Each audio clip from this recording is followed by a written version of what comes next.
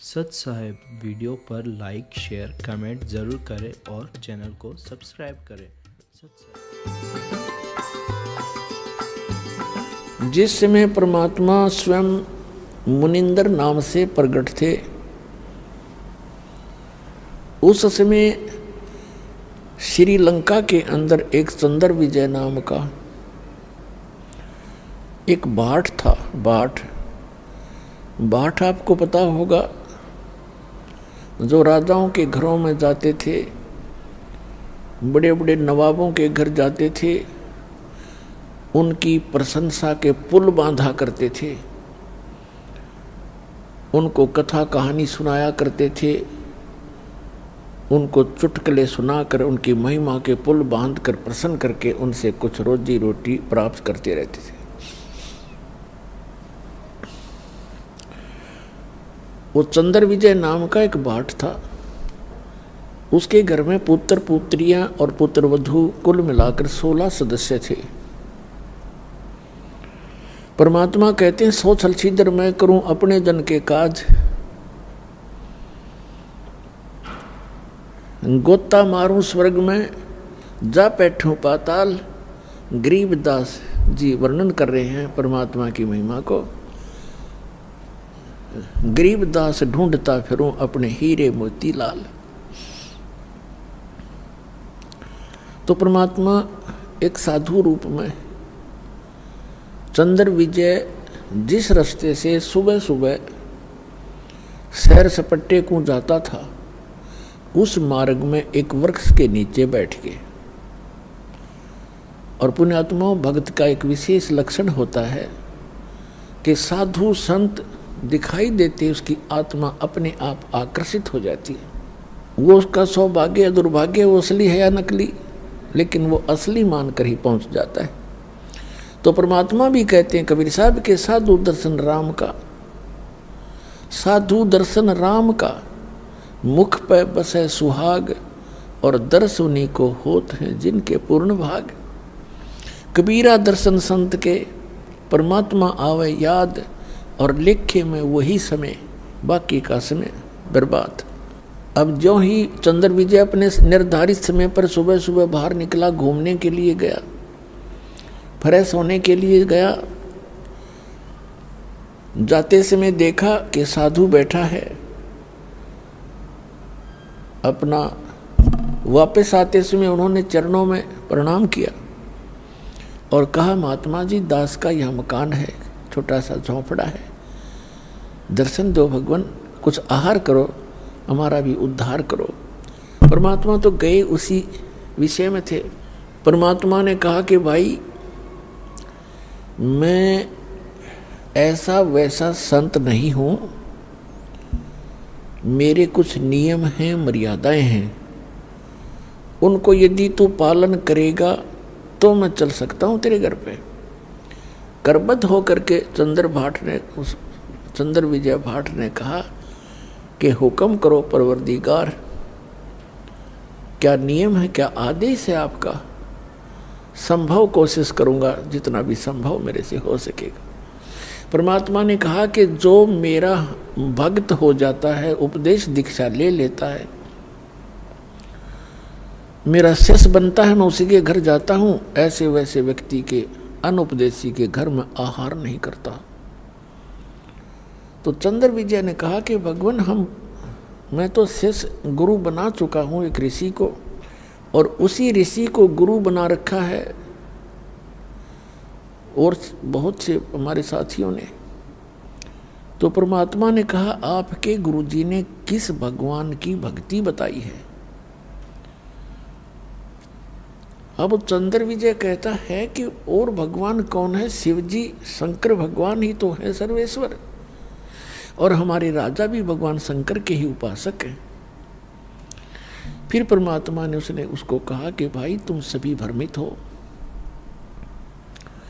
ये शंकर भगवान नहीं है, ये एक देव है, और ये 3 देव एक जैसी ही शक्ति वाले हैं। श्री ब्रह्मा जी रजगुण, श्री विष्णु जी सतगुण, श्री शंकर जी तमोगुण। जैसे आजकल के दृष्टिकोण से अब दास समझाएगा, जैसे एक प्रांत में मिनिस्टर होते हैं, मंत्री, तो उन मंत्रियों का एक जैसा ही रैंक होता है, एक जैसी पावर होती है, एक जैसे ही वो एमएलए से होते हैं, लेकिन उनके विभागों में अंतर होने से थोड़ी सी वैल्यू उनकी घट बढ़ जाती है, वो अलग बात है। फिर परमात्मा ने बताया, 3 लोक का राज है ये, ब्रह्मा विष्णु महेश, ऊंचा धाम कबीर का, बाणी बिरह विदेश।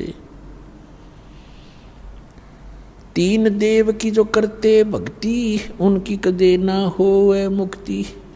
गुण 3 की भक्ति में ये भूल पड़ो संसार, कहे कबीर निज नाम बिना कैसे उतरो पार। अब चंद्र विजय को कुछ बात खटकी, कुछ हटकर ज्ञान था, कभी कड़वा लगा कभी मीठा लगा। घंटा 2 घंटे डिस्कशन करने के बाद उसने निर्णय ले लिया कि भगवान आपका ज्ञान भले ही मैं पहली बार सुन रहा हूँ, पर आत्मा को खींच रहा है, कुछ अच्छा सा भी लग रहा है। शुरू में तो अच्छा नहीं लग रहा था। तब चंद्र विजय ने कहा कि भगवान दीक्षा दे दो दास को। परमात्मा ने उसको मंत्र दिया और कहा, अब दर्शन दो दास के घर पे। तो चल पड़े मालिक। अब चंद्र विजय के घर रहे परमात्मा 2-3-4 दिन, प्रार्थना करके रखा उनको। सारे परिवार को बैठा लेते थे और सत्संग सुनाते थे, ज्ञान सुनाते थे। तो प्रथम बार तो केवल चंद्र विजय ने ही दीक्षा ली, बाकी सदस्यों ने नहीं दीक्षा ली, क्योंकि पहले बड़े श्रद्धालु व्यक्ति थे। दीक्षा ग्रहण बेसिक ना की, लेकिन ज्ञान सुनते रहे। परमात्मा चले गए, वो फिर कुछ दिनों के बाद फिर आए। उस समय तक चंद्र विजय ने सारे परिवार को तैयार कर लिया दीक्षा दिवाने के लिए। परमात्मा आए, पीछे उन्होंने सब ज्ञान पर डिस्कस किया और सब ने स्वीकार किया कि बात सारी सत्य है और समर्थ हैं ये संत, इनके दर्शन से ही आत्मा प्रसन्न होती है। जिन मिलते सुख उपजय, मिट्टे कोटि उपाद, भवन चतुर्दश ढूंढियो वो परम स्नेही साध।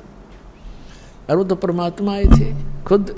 उन सब ने दीक्षा ले ली। पूरे चंद्र विजय भाट के 16 के 16 सदस्य दीक्षित हो गए। अपने आत्माओं देखना मालिक की कैसी रजा होती है। अब पहले चंद्र विजय की पत्नी करमवती प्रतिदिन मंदोदरी के पास जाती थी, 1-2 घंटा उसका मनोरंजन करवाया करती थी। और क्या सुनाया करती थी? ऐसे ही घटिया सतर के चुटकुले, बेहुदी बातें जो आम समाज में कहीं भी नहीं जाती।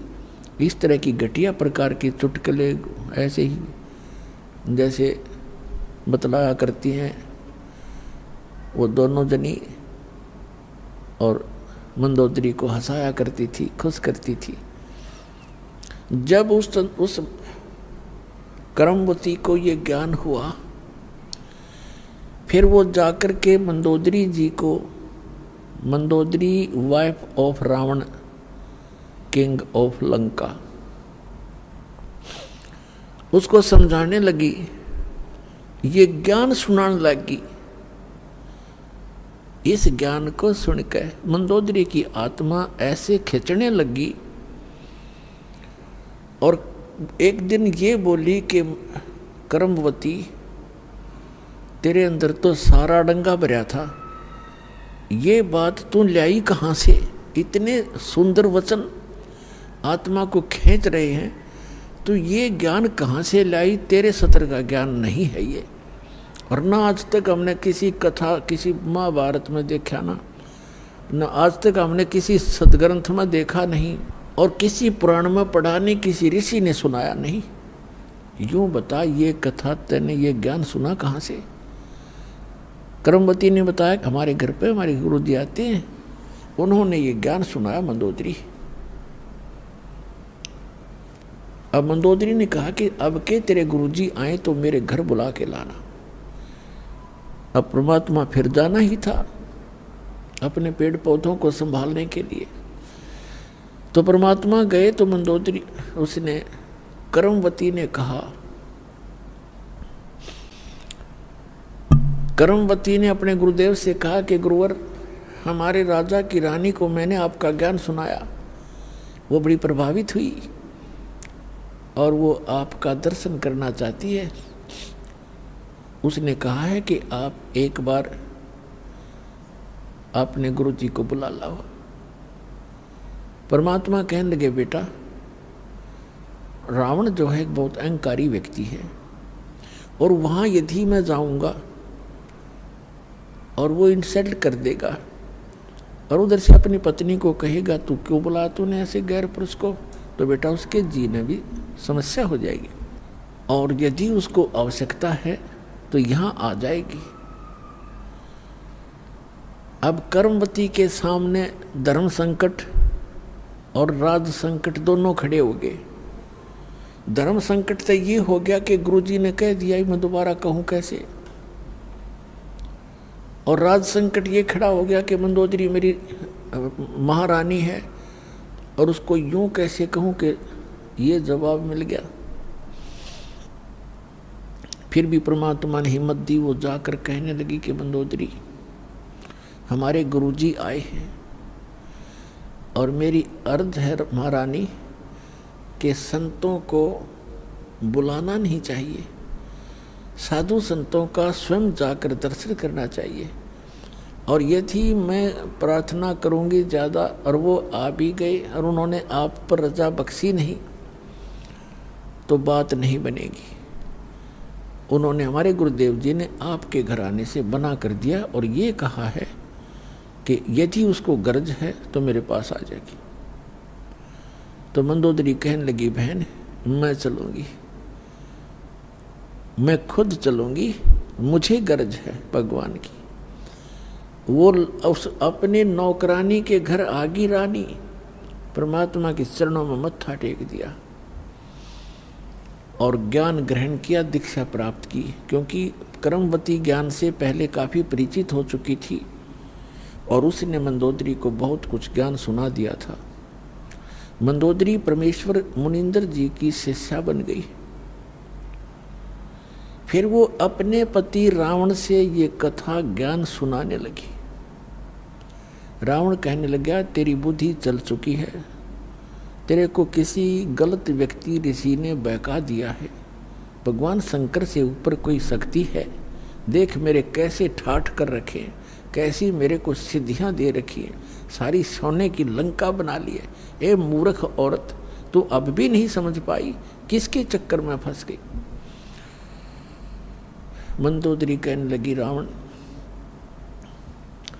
तू मेरा पति है और मेरा कर्तव्य है तेरे को समझाने का और कहने का, आपका भी फर्ज है मुझे शिक्षा देने का, लेकिन जो ज्ञान मेरे समझ में आया है ये ज्ञान उत्तम है, और अपने जो शंकर भगवान है ये समर्थ शक्ति नहीं है, ये केवल वर्क डन दे सकते हैं, जो आपका किया कर्म आपको मिल रहा है अपने तपस्याएं की, क्योंकि वो ज्ञान से परिचित थी, जिस कारण से आपको सिद्धियां भी मिल गई है, लेकिन ये अस्थायी है, एक दिन आपकी भी मृत्यु होगी और शंकर भगवान की भी मृत्यु होगी। रावण कहने लगा, आज के बाद मेरे से जिक्र भी मत कर देना, क्योंकि उसने तो राज चाहिए था, राज उसको प्राप्त था, बस फाइनल, उसने ज्ञान इतना था उसको, ऐसे गुरु मिले हुए थे। एक दिन उसने अपने देवर विभीषण के सामने ये जिक्र किया कि है तो ये भी उसका भाई, लेकिन मेरा कर्तव्य है समझाने का, मानो चाहे मत मानो। तो विभीषण को जब ये ज्ञान सुनाया तो कहने लगा, मंदोदरी आप ये ज्ञान कहाँ से लाए, और यदि मेरे भाई ने सुन लिया तो तेरे को ज़्यादा पिटाई कर देगा तेरी।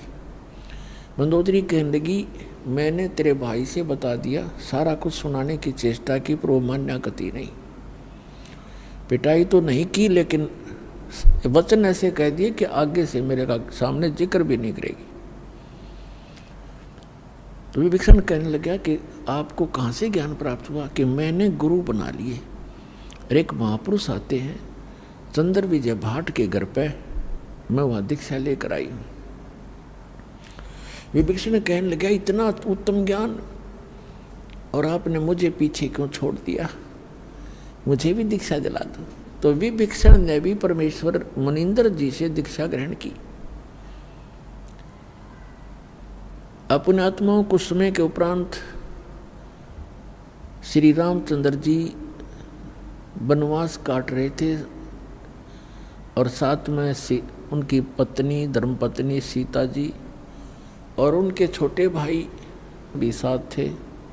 तो रावण ने सीता का अपहरण कर लिया, अपने नौलखे बाग में उसको बंदी बना दिया, कैद कर लिया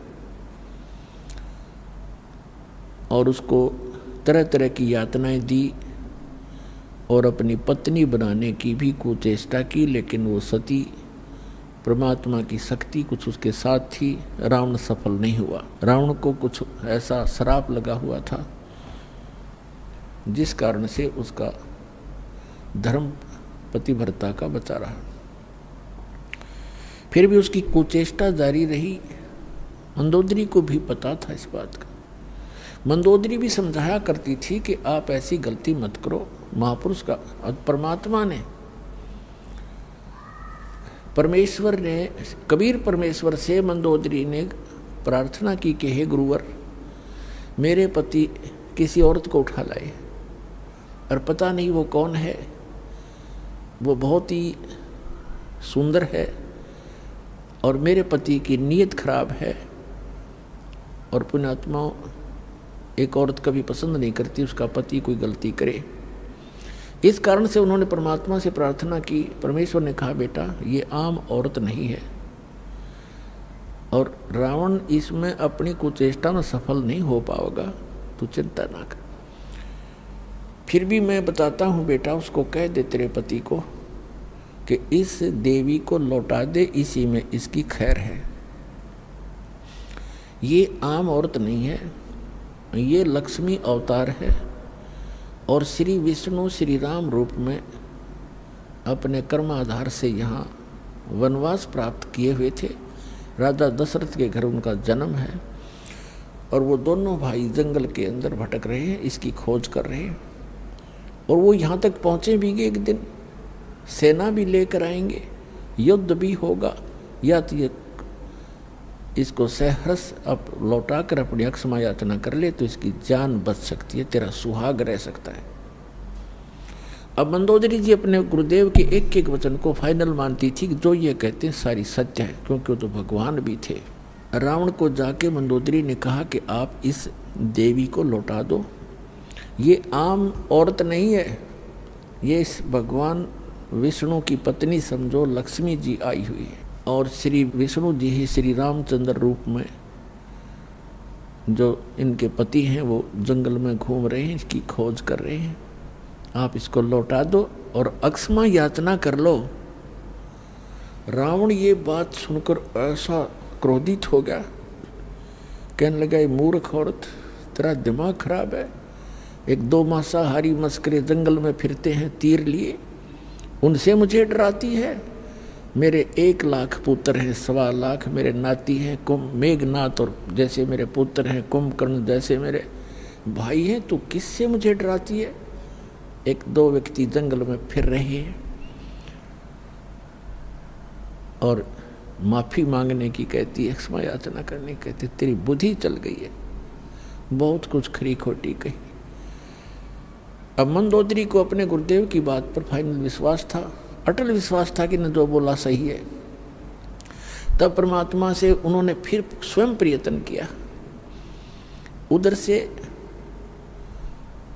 सीता जी की खोज करते करते हनुमान जी ने वो सुराग लगा ही लिया था कि रावण के बाग में, नौलखा बाग में वो बैठी है, कैद हैं। फिर वो तैयारी हो रही थी उधर से सेना की।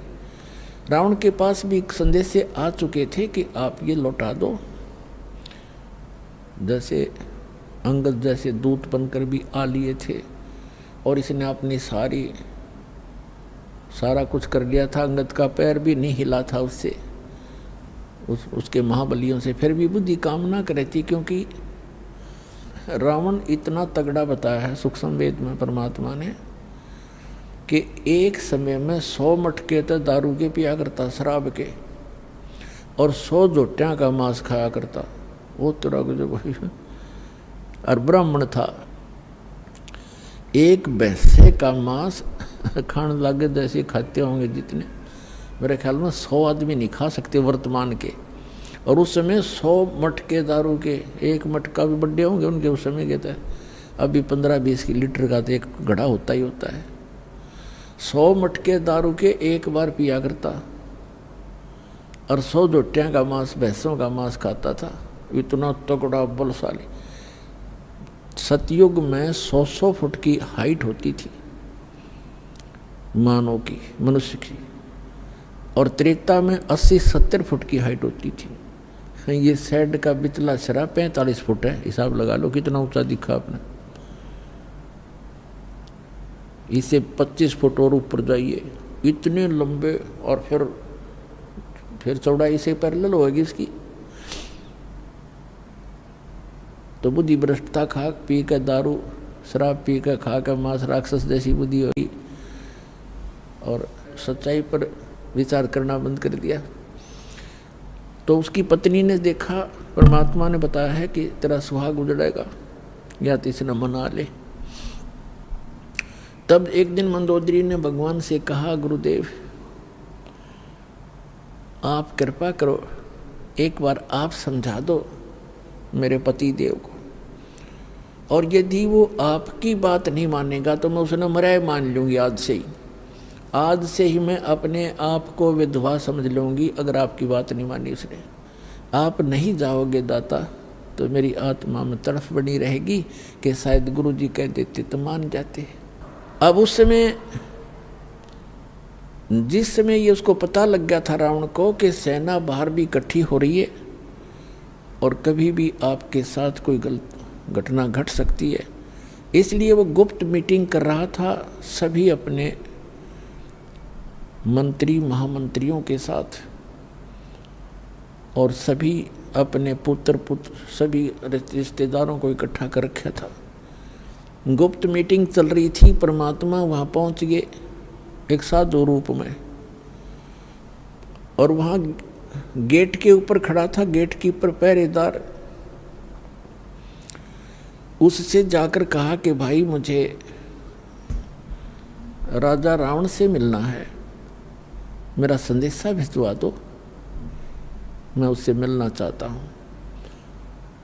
पहरेदार ने कहा कि महाराज ये रावण इतना खतरनाक आदमी है, इतना क्रोधी है, इसने आदेश दे रखा है कि अंदर का संदेश तो बाहर जा सकता है, बाहर का संदेश इस दौरान मेरे पास लेकर आने की आवश्यकता नहीं, तेरा सर कलम कर दूंगा, कत्ल कर दूंगा। तो महाराज मैं बेबस हूँ। अब उस समय संतों से भी डर लगता था, क्योंकि वो कोई वचन कुवचन बोल देते थे जो हानि कर देता था। तो परमात्मा समझ गए कि इसके बस की बात नहीं, अपनी व्यवस्था ये सही जाहिर कर रहा है। तो परमात्मा वहाँ अंतर ध्यान हुए और रावण के दरबार के अंदर प्रकट हो गए, जहाँ पर लाखों आदमी बैठे हों। तो वो कितना बड़ा महल होगा, इतना लंबा, बीच में गेट, ऊपर ऊंची स्टेज के ऊपर बीच में गैलरी, स्टेज पर बैठा रावण।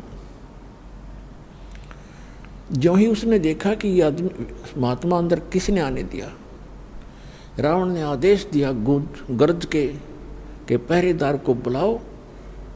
उसने कैसे इसको अंदर आने दिया, आज हम गुप्त मीटिंग कर रहे हैं। तब तक परमात्मा निकट आ गए और कहा, जी आपके पहरेदार का दोष नहीं, आपके गेट कीपर ने कति मना कर दिया था, और यहाँ तक कहा था कि अंदर का संदेश बाहर आ सकता है, बाहर का संदेश मैं अंदर नहीं जाने दूंगा, और आपको तो जाने ही नहीं दूंगा। तो रावण ने पूछा कि तू आया कैसे, फिर जबरदस्ती आया कि नहीं? उसको पता ही नहीं मैं कैसे आया। तो परमात्मा एकदम अदृश्य हो गए, अंतर ध्यान हो गए, और फिर तुरंत वहीं प्रकट हो गए। तब कहा कि मैं ऐसे आया, उसको नहीं पता, वहाँ तो मैं अदृश्य हो गया और आपके महल के अंदर राज दरबार में मैं प्रकट हो गया, ऐसे आ गया। तो रावण ने कहा कि बोल क्या काम आया तू, फिर तेरी खबर लूँगा, तू अंदर आ कैसे गया। परमात्मा ने कहा कि रावण, जिस देवी को तू उठाकर लाया है उसको वापस लौटा दे, तेरी इसी में खैर है, और अपनी अक्षमा याचना कर ले, तेरा कुल बच जाएगा, तेरी जान बच जाएगी। वो भगवान विष्णु के अवतार हैं और ये लक्ष्मी अवतार सीता है। रावण कहता है कि अपनी जुबान बंद कर ले और तू वापस चला जा। परमात्मा ने कहा कि तेरी विनाश काले विपरीता बुद्धि होगी है रावण, तेरा सर्वनाश निकट है, तो दुनिया के अंदर एक नंबर का दुष्ट प्रसिद्ध होगा। तो ऐसे कर्म मत कर, एक सूरवीर होकर अबला को हर लाया, तो जैसे धिक्कार है तेरे जैसे राजा को। परमात्मा तो परमात्मा थे, निडर थे, उसने 36 सुना दी उसके हित में। रावण को इतना क्रोध आया कि 2 कौड़ी का एक संत और लंका के राजा के इंसल्ट कर दी, निकाल के तलवार और वहीं से जंप लगाया, नीचे आया, स्टेज से कूद गया और गुस्से में तलवार निकाल के परमात्मा को कत्ल करना चाहा। परमेश्वर के पास एक झाड़ू की सींख थी, आपको देखी होगी झाड़ू की सींख कितनी पतली होती है। एक सींख, वो तिल्ली सींख लंबी सी, और उसको ऐसे कर दिया, हाथ में ले रखा था, ऐसे कर दिया। रावण ने गुस्से में उसके ऊपर ऐसे 70 कट्टा कट, जैसे लोहे के पिलर का लगता हो उसकी तलवार, 70 बार वार किया और सींख को निशान भी नहीं हुआ। और 100 जोटे खाने वाला कितना पहलवान होगा, कितना तगड़ा, पसीने आगे भाई के कांपन लग गया और खड़ा हो गया तलवार लेकर, कहने लगा, अब उसने देख लिया ना मारे तो मरता, एक सींख का निशान हुआ तो उसका क्या बिगाड़ देगा। उसका समझ में नहीं आई कि भगवान है, ने सोचा कोई सिद्धि होगी इसके पास। जाके ऊपर बैठ गया स्टेज पर मुंह लटका के और कहने लगा कि तेने जाना हो तो जा, ना तेरी बात मैं मानू नहीं।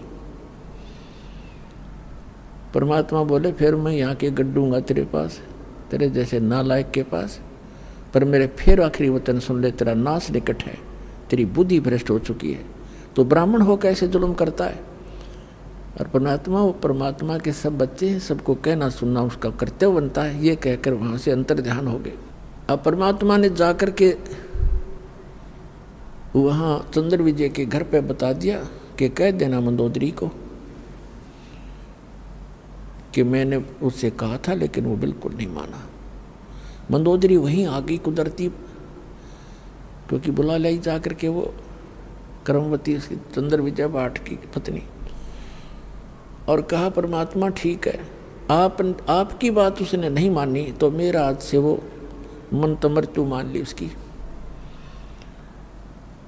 परमात्मा बोले बेटी मैंने अपना जो आपने कहा मैंने वो कर दिया, पर वो नहीं माना।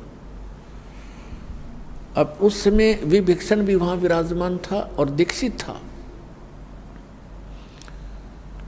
उसने घर आकर बताया कि अपनी भाभी जी को बताया मंदोदरी को कि मंदोदरी आज तो मेरे भाई ने परमात्मा का कत्ल कर दिया होता, पर परमात्मा ने ऐसी लीला करी कि एक सीख ले रखी थी झाड़ू की और ऐसे कर दी, और उसने 70 बार उसको बहुत ज़बरदस्त ताकत से 70 वार किए, टस से मस नहीं हुई और मान्या फिर भी नहीं। तो पुण्यात्माओं कहने